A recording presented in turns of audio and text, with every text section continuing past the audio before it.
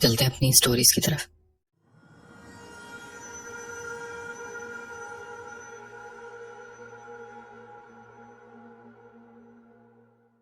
میرا نام مسز ولید ہے اور میں پاپوش نازم آباد میں رہتی ہوں۔ یہ 2015 کی بات ہے۔ ماشاء اللہ 8 بہن بھائی ہیں، 4 بہنیں اور 4 بھائی اور امی ابو۔ میرا نمبر تیسرے نمبر پر ہے۔ میں اسکول میں پڑھاتی تھی اور مدرسے میں بھی درس دیتی تھی کیونکہ میں نے قرآن پاک حفظ کیا ہوا۔ ہمارا گھر 3 منزل کا ہے۔ اسکول میں جون جولائی کی چھٹیاں ہونے والی تھی اور مجھے اپنی طبیعت میں ایک تبدیلی محسوس ہونے لگی جس کا مجھے بعد میں پتہ چلا۔ کچھ اس طرح ہوا کہ میں پہلے سب سے بہت محبت سے بات کرتی تھی، کوئی کچھ کہتا تو برداشت کر لیتی تھی، لیکن اچانک مجھے بہت غصہ آنے لگا۔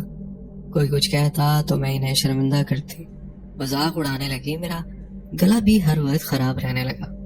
ڈاکٹر سے بہت علاج کروایا، ڈاکٹر نے کہا کہ ٹانسلز کا آپریشن ہوگا۔ مدرسے جاتی تھی، وہاں بھی بچوں کو ذرا ذرا سی بات پر مارنے لگتی تھی اور سبق سن کر ڈیسک پر سر رکھ کر سو جاتی تھی، اور جب چھٹی ہوتی تھی تب اٹھتی تھی۔ میری امی بھی مجھے کوئی بات کہتی تو میں بہت بحث کرتی، امی سے زبان چلاتی۔ امی کو غصہ آیا اور امی مجھ سے ناراض ہو گئی اور بات کرنا بند کر دیا۔ جب ڈاکٹر نے ٹانسلز کے آپریشن کا کہا تو میں نے سوچا کہ سمر ویکیشنز میں آپریشن کروا لوں گی۔ پہلا دن تھا اسکول کی چھٹی کا۔ میرا دل نوڈلز کھانے کا کیا۔ میرے بھائی نے چکن نوڈلز لا کر دیے۔ جیسے ہی میں وہ کھا رہی تھی میری طبیعت بگڑنے لگی، سانس رکنے لگا۔ اصل کہانی یہاں سے شروع ہوتی ہے۔ میرے ابو، بہن بھائی سب حیران تھے کہ ابھی تو ٹھیک تھی، یہ کیا ہوا؟ مجھے فوراً ایمرجنسی میں اسپتال لے جایا گیا۔ میں بار بار بے ہوش ہو رہی تھی۔ ڈاکٹر نے ڈرپ لگا دی اور بار بار کلوروفارم سنگھانا شروع کر دیا تاکہ میں ہوش میں آ جاؤں، لیکن جیسی ہوش میں آتی تو کہتی میری امی کو بلاؤ، میری امی کو بلاؤ، اور وہ بے ہوش ہو جاتی۔ ڈاکٹر صاحب نے میرے گلے کے پاس جو نس ہوتی ہے اسے زور سے دبایا اور پوچھا کیا ہوا۔ میں نے کہا کہ میری امی مجھ سے ناراض ہے، میری امی کو بلاؤ۔ تو ڈاکٹر نے کہا کہ ان کی امی کو بلاؤ۔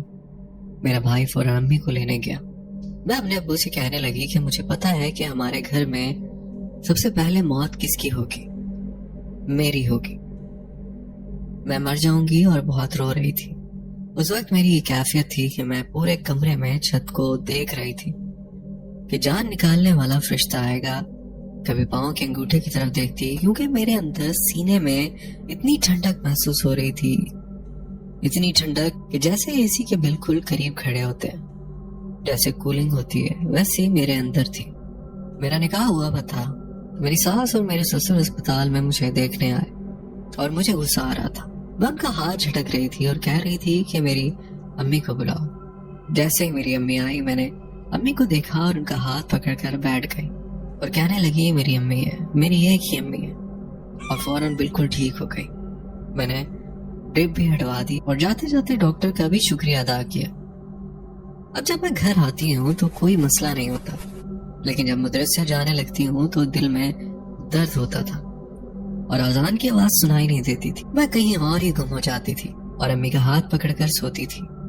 ایک دن ماموں آئے، میری بہن سے لسی بنوائی، ماموں کو دی اور مجھے بھی دی۔ لسی پیتے ہی مجھے الٹی ہو گئی۔ امی نے کہا کہ 1 گلاس اور لا دو، پھر پیا، پھر الٹی ہو گئی۔ اس طرح 3 گلاس پیے اور تینوں بار لسی الٹی کی صورت میں باہر آ گئی۔ امی کو کچھ محسوس ہوا لیکن امی نے بتایا نہیں۔ امی نے کہا کہ کل دم کروا دوں گی، ہمارے گھر کے قریب مسجد ہے، وہاں دکھایا۔ میں رونے لگی کہ میں مر جاؤں گی۔ جو کیفیت تھی وہ بھی بتا دی۔ انہوں نے انڈے سے اتار کر دم کیا لیکن کوئی فرق نہیں پڑا۔ پھر ایک دن امی مجھے کہتی ہیں کہ ممانی کے گھر چلو۔ میں تیار ہو گئی لیکن امی ممانی کے گھر سے آگے نکل گئی۔ میں حیران ہوئی کہ ہمیں تو ممانی کے گھر جانا تھا۔ امی نے کہا کہ میں ایک دوست کے گھر جا رہی ہوں۔ مغرب کی اذان ہونے والی تھی اور ان کا گیٹ کھلا ہوا تھا۔ امی نے مجھے چارپائی پر لٹایا اور کہا کہ دیکھیں اس کو کیا ہو رہا ہے۔ ایک بردر بار خاتون تھی، وہ آئیں اور انہوں نے میری چھوٹی انگلی پکڑی اور کان میں پھونک ماری۔ میں بے ہوش ہو گئی۔ اس کے بعد کیا ہوا یہ امی نے بتایا۔ امی نے بتایا کہ وہ آنٹی مغرب کی نماز پڑھنے لگی اور تم پر حاضری ہو گئی۔ ان کی ایک بیٹی نے مذاق کیا کہ تو چوڑا ہے, گندگی سے آیا ہے, اتنی بدبو آ رہی ہے تجھ سے. تو امی نے کہا کہ تم نے بولنا شروع کر دیا کہ تو موٹی ہے, تیری شادی نہیں ہوتی, کوئی تجھ سے شادی کرے گا بھی نہیں. اس طرح کی باتیں کر رہی تھی. امی نے بڑے بھائی کو بلایا, وہ بھی آ کر مجھ سے سوال جواب کرنے لگے. ایک بات جو صرف مجھے اور میرے شوہر کو پتا تھی کہ مجھے میرے شوہر کی ناک پسند تھی. یہ بات صرف انہیں پتا تھی, لیکن تم بول رہی تھی کہ اسے ولید کی ناک پسند ہے. امی نے یہ بھی بتایا کہ تم بار بار ولید ولید بولے جا رہی تھی, یعنی میرے شوہر کا نام لے رہی تھی. میرا نکاح ہو چکا تھا لیکن رخصتی نہیں ہوئی تھی. انہوں نے کچھ سامان منگوایا, دھونی دی اور بالوں سے پکڑ کر کہا حضرت سلمان کی قسم کھا کر, اور اسے پوچھا کہ کہاں سے آئے ہو. اس نے کہا کہ گندی گلی سے آیا ہوں. انہوں نے کہا کہ کچھ دن پہلے تو ایک لڑکی کو مار کر آیا. اس نے کہا ہاں وہ مر گئی لڑکی. میرا اتارا ہوا. فی الحال 40 دن تک مجھے گھر سے باہر نکلنے کو منع کیا تھا. وہی رات کالی مرغی سرہانے بندی رہتی, صبح کو کوڑا کنڈی میں پھینکی. کالے بکرے کا سر اور پائے پوری رات گھر میں رکھ کر میرا ہاتھ لگوا کر کوڑا کنڈی میں پھینکے اور ایک تعویذ گلے میں ڈالا. جنہوں نے اتارا کیا انہوں نے بتایا کہ اگر اس کا اتارا نہیں ہوتا تو 3 دن میں یہ ساتھ لے جاتا, یعنی میری موت ہو جاتی, کیونکہ اس نے میرا دل پکڑ لیا تھا اور خون پی رہا تھا. میں بہت دبلی ہو گئی تھی, پورے مہینے سے وہ میرے اوپر تھا. جب یہ سب میری امی نے مجھے بتایا تو ایک ایک کر کے سب باتیں مجھے سمجھ آنے لگی کہ میرا گلا خراب ہونا, ٹانسلز ہونا, اور وہ ایک غیر مسلم جن تھا. اسے لسی اور سفید چیزیں پسند نہیں تھی, اس لیے لسی پیتے ہی الٹی ہو جاتی تھی, اور چکن نوڈلز کھاتے ہی طبیعت خراب ہونا بھی اسی وجہ سے تھا, کیونکہ اسے چکن پسند نہیں تھا. میں اپنے شوہر سے میسج پر زیادہ بات کرتی تھی تو اس کی اسکرین خراب ہو گئی. میں سوچتی تھی کہ یہ کیسے ہوا, تو مجھے یاد آیا کہ میرے اور میری بہن کا نکاح تھا. میری بہن کے سسرال والے آئے ہوئے تھے. گھر ماشاءاللہ مہمانوں سے بھرا ہوا تھا. دوپہر میں میرا اور میری چھوٹی بہن کا نکاح ہو گیا. رات کو فنکشن تھا. میں اور میری بہن الگ الگ پارلر سے تیار ہوئی تھی. میں جلدی تیار ہو کر شام 8 بجے آ گئی تھی. گھر میں اندھیرا تھا. میں نے گیٹ کو ناک کیا, کسی نے نہیں کھولا. میں 2nd فلور پر تھی اور وقت لگا تو میں نے اندھیرے میں دیکھا. مجھے ڈر لگا جیسے کوئی آ رہا ہے. ہوا کا جھونکا گزر گیا تھا لیکن میں نے سنجیدہ نہیں لیا. میں کچن میں کام کر رہی ہوتی تھی تو کبھی پانی کے گرنے کی آواز آتی تھی, کبھی چولہے کے کھڑکنے کی آواز آتی تھی, کبھی لگتا تھا پیچھے کوئی کھڑا ہے. تو میں آواز دے کر بولتی یہ کیا مصیبت ہے, انسان آرام سے روٹیاں بھی نہیں بنا سکتا, اور پیسے کہیں رکھتی تو وہ گم ہو جاتے. پورے مہینے یہی ہوتا رہا میرے ساتھ. بس 3 دن پہلے وہ ظاہر ہوا, اور وہ بھی چکن نوڈلز کھانے کی وجہ سے. جب میں مدرسے میں جاتی تھی دل میں درد ہوتا تھا, اس وجہ سے کیونکہ وہ پاک جگہ تھی اور جن ناپاک اور گندا تھا. مجھ سے بدبو آتی تھی, میرا نہانے کا بھی دل نہیں کرتا تھا. آنٹی نے بتایا کہ شکر ہے نکاح کے بعد آیا, اگر پہلے آ جاتا تو اتار مشکل ہوتا. اب الحمدللہ میں ٹھیک ہوں. 3 بچے ہیں, لیکن میرے شوہر کے گردے اچانک خراب ہو گئے اور وہ ڈائلسس کے مریض ہیں. آپ میرے شوہر کے لیے دعا کریں. میری ساس کہتی ہیں کہ جو معاملات تھے ان کی وجہ سے ہوا ہے, لیکن اب اللہ بہتر جانتا ہے. تو بہت شکریہ, آپ نے اپنی سٹوری ہم سے شیئر کی. اللہ تعالیٰ آپ کے شوہر کو صحت والی لمبی زندگی دے, جلد سے جلد صحت یاب کریں. ہماری دعائیں, میرے سب لسنرز کی بھی دعائیں آپ کے ساتھ ہیں. آمین. بڑھتے ہیں ایک اور سٹوری کی طرف.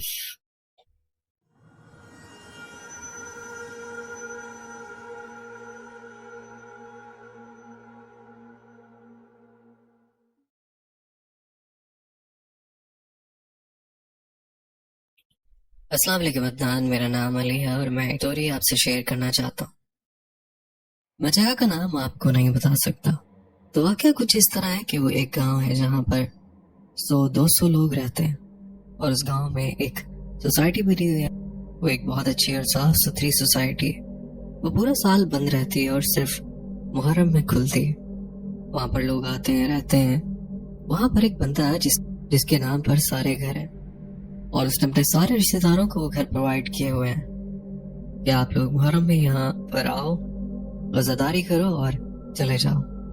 تو وہ بندہ ہمارے جاننے والا ہے, جس نے ہمیں تو کوئی گھر نہیں دیا ہوا, لیکن اگر ہم جانا چاہیں تو وہاں جا سکتے ہیں۔ تو 2017 میں جب ہمیں یہ بات پتہ چلی تو ہم بھی اپنی فیملی کے ساتھ وہاں گئے اور باربیکیو وغیرہ کر کے واپس ہوں گے۔ اور جب میں نے اپنے دوست سے بات شیئر کی تو ہم نے سوچا کہ ہم وہاں دوبارہ جائیں گے اس سوسائٹی میں 30 سے 40 گھر ہیں۔ تو ہم نے پھر ان سے بات کی کہ جن کا وہ گھر تھا تو انہوں نے کہا کہ ٹھیک ہے آپ چلے جائیں، لیکن پھر کچھ ایسا مسئلہ ہوا کہ جنہوں نے ہمیں چابیاں دینی تھیں وہ ہمیں چابیاں نہیں دے پائے، تو ہم وہاں جا کر پریشان ہو گئے۔ وہاں پوری سوسائٹی میں ایک بندہ رہتا تھا جو وہاں کے امام صاحب تھے، تو انہوں نے ہمیں برابر میں رہنے کے لیے ایک کمرہ دیا۔ ہم نے اس کی صفائی وغیرہ کی اور رات وہاں پر گزاری۔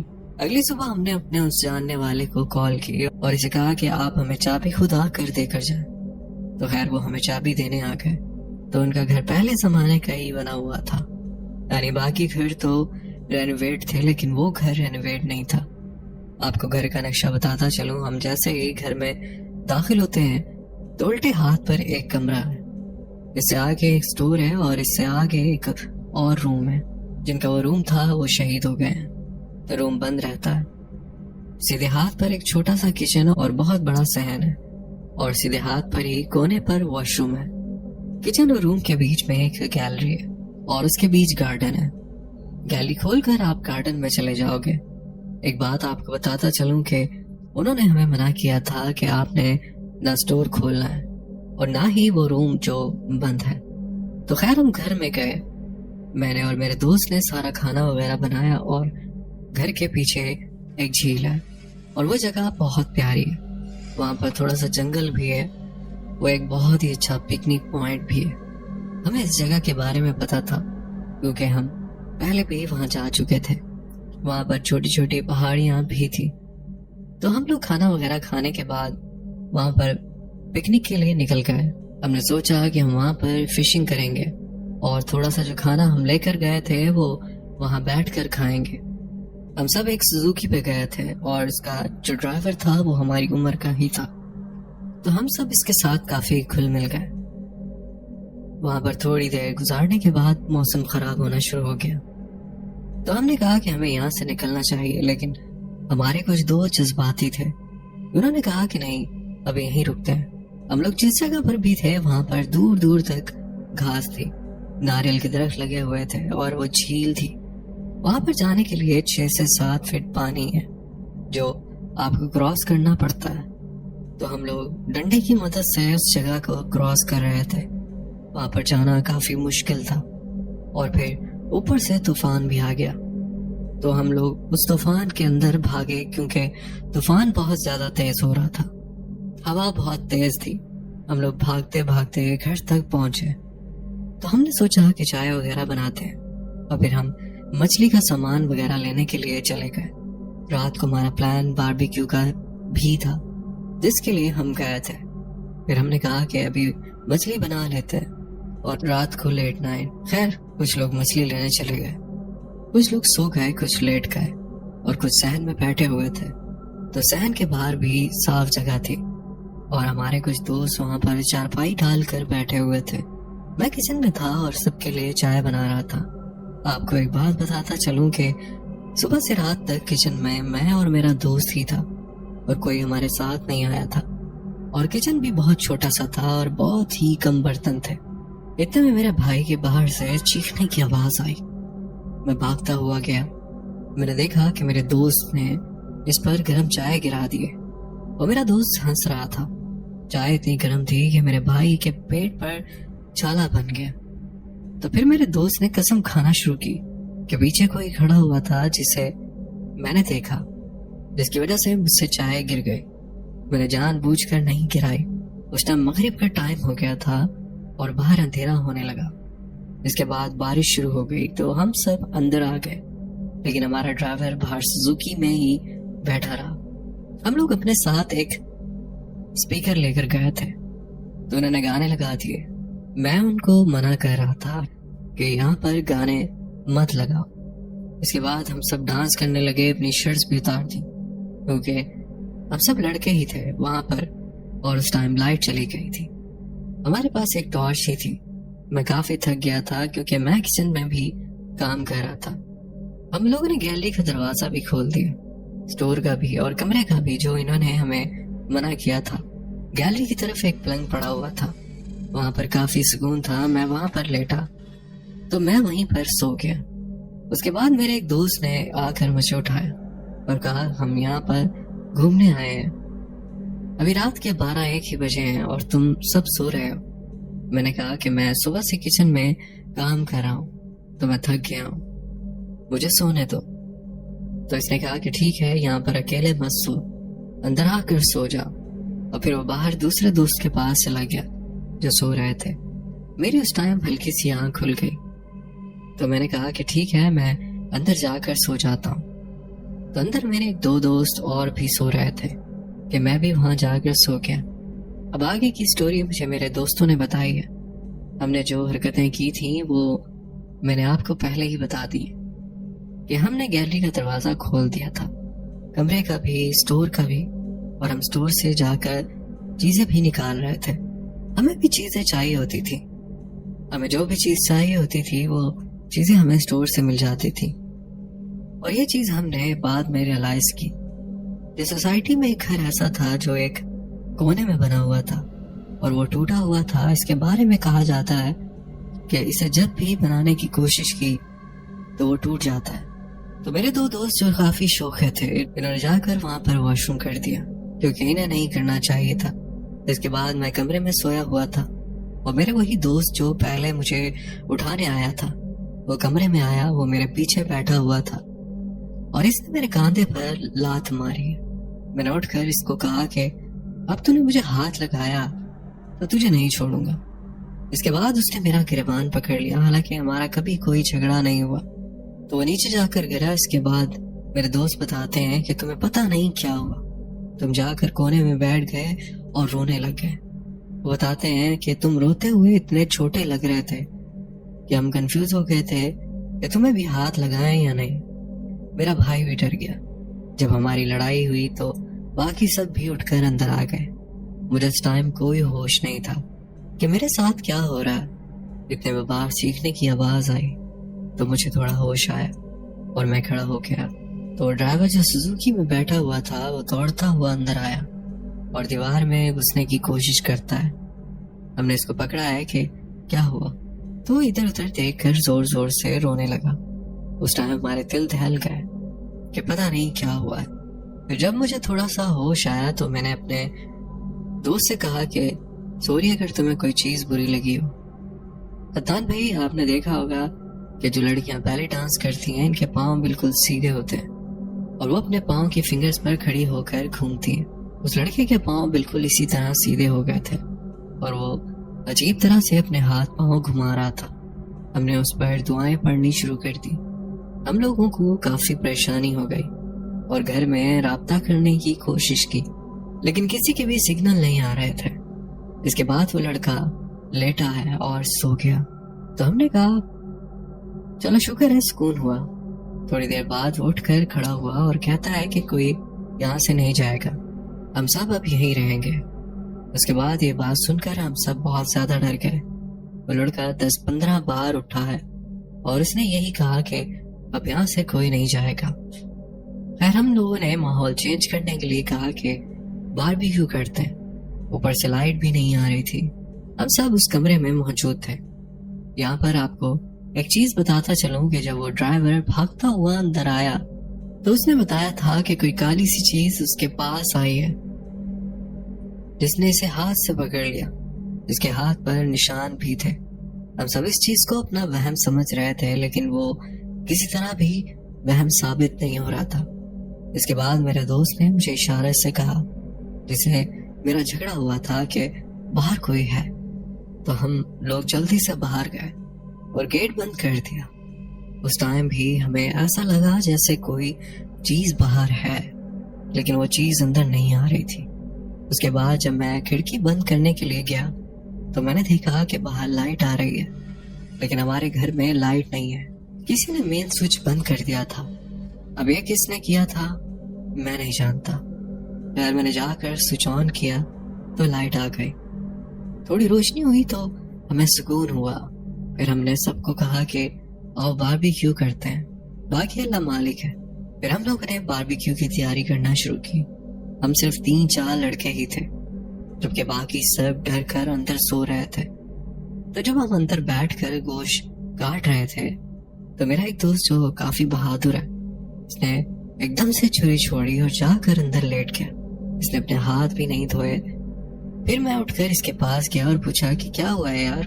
اس نے مجھے بتایا کہ جب میں گوشت کاٹ رہا تھا تو کوئی چیز میرے سامنے آ کر کھڑی ہو گئی۔ میں نے تمہیں اشارہ بھی کیا تھا لیکن تم نے نہیں دیکھا۔ جب میں نے اس کے پاؤں کی طرف دیکھا تو میں بہت زیادہ ڈر گیا۔ اس نے سفید کپڑے پہن رکھے تھے۔ بس اب میں باہر نہیں آؤں گا، مجھے مت اٹھاؤ۔ پھر میں واپس گیا اور گوشت وغیرہ کاٹا۔ باہر سے اپنے 2 دوستوں کو کہا تو انہوں نے کوئلے جلائے۔ پھر ہم لوگوں نے باربیکیو گرل کرنا شروع کر دیا۔ ہم لوگوں نے کوئلے زیادہ نہیں ڈالے تھے، وہ ہلکے کوئلے پر ہی گرل ہو رہا تھا۔ تو میں اندر آ کر لیٹ گیا اور میری آنکھ لگ گئی، اور پھر اچانک بہت سارے برتن گرنے کی آواز آئی۔ تو میں اٹھ جاتا ہوں اور جو لڑکے باہر گرل کر رہے تھے وہ بھی بھاگ کر اندر آتے ہیں۔ تو میں اور میرا دوست بھاگتے ہوئے کچن میں جاتے ہیں، کیونکہ میں صبح سے کچن میں کام کر رہا تھا تو مجھے پتا تھا کہ کون سی چیز کہاں پر رکھی ہوئی ہے۔ تو میں نے سب چیک کیا، کوئی ایک چیز بھی اپنی جگہ سے نہیں ہلی تھی۔ جب میں اندر آیا تو میرے ایک دوست نے ڈرتے ہوئے پوچھا کہ یار برتن گرنے کی آواز آئی ہے۔ تو میں نے کہا ہاں وہ میں نے برتن رکھے تھے، وہ گر گئے تھے، حالانکہ ایسا کچھ نہیں ہوا تھا۔ اس کے بعد ہم لوگوں نے جلدی تھوڑا بہت باربیکیو کیا اور اندر آ کر لیٹ گئے۔ پھر ہم نے سوچا کہ ہم باہر سے صفائی کر دیں، کہ ہم نے وہاں پر کافی گند پھیلا دیا تھا، اور صفائی کرتے کرتے ہمیں 3 سے 4 بج گئے اور پھر فجر کی اذان ہو گئی۔ اور جب اذان ہوئی تو باہر سے بہت ہی عجیب آوازیں آ رہی تھی، کبھی چیخنے کی اور کبھی ایسا لگ رہا تھا جیسے کوئی چیز پریشان ہو کر واپس جا رہی ہے۔ ماحول بہت ہی عجیب اور ڈراؤنا ہو گیا۔ میں نے نہا کر نماز پڑھی اور سب سے کہا کہ اب یہاں پر نہیں رکنا، اور ہمارے ڈرائیور کی طبیعت بھی ٹھیک ہو گئی، جسے کچھ بھی یاد نہیں تھا کہ رات کو کیا ہوا ہے۔ اس کے بعد ہم نے ساری صفائی وغیرہ کی، سارے رومز کو بند کیا، کچن صاف کر کے بند کیا۔ باقی سارے دوست تیار ہو کر باہر چلے گئے۔ میں چارپائیاں سیٹ کر رہا تھا اور میرا ایک دوست برتن دھو رہا تھا۔ اس گھر میں اسٹور روم کا جو دروازہ تھا وہ پرانے زمانے کا تھا، کافی موٹا اور بھاری دروازہ تھا۔ اور جب میں چارپائیاں رکھ رہا تھا تو وہ دروازہ اتنی زور سے ہلا کہ میں آپ کو بتا نہیں سکتا۔ حالانکہ گھر میں ہم صرف 2 ہی لوگ تھے، باقی سب باہر تھے۔ میں نے جلدی سے چارپائیاں رکھی، گھر کا تالا لگایا اور اس گھر سے نکل گئے۔ وہاں سے کراچی تک کا فاصلہ 2 گھنٹے کا ہے۔ ہم لوگ صبح 7 بجے وہاں سے نکلے، لیکن ایک وجہ گھر پہنچے راستے میں ہمیں کن مشکلات کا سامنا کرنا پڑا میں وہ بیان نہیں کر سکتا۔ ہماری گاڑی کا پیٹرول ختم ہو گیا، حالانکہ جب ہم گئے تھے تو وہ فل تھا۔ ہمیں گاڑی کو دھکے لگانے پڑے اور بھی بہت سی پرابلم فیس کرنا پڑی۔ اس کے بعد میرے دوست نے قسم کھائی کہ آج کے بعد ہم ایسی جگہوں پر بالکل نہیں جائیں گے، اور اگر جائیں گے بھی تو وہاں کی باؤنڈریز کو کراس نہیں کریں گے۔ ابھی بھی اسٹوری میں بہت کچھ تھا جو میں نے مس کر دیا، تو یہ میری کہانی تھی۔ اگر آپ کو اچھی لگے تو اپنے چینل پر شیئر کیجیے گا۔ بہت شکریہ، آپ نے اپنی اسٹوری ہم سے شیئر کی۔ بڑھتے ہیں ایک اور اسٹوری کی طرف۔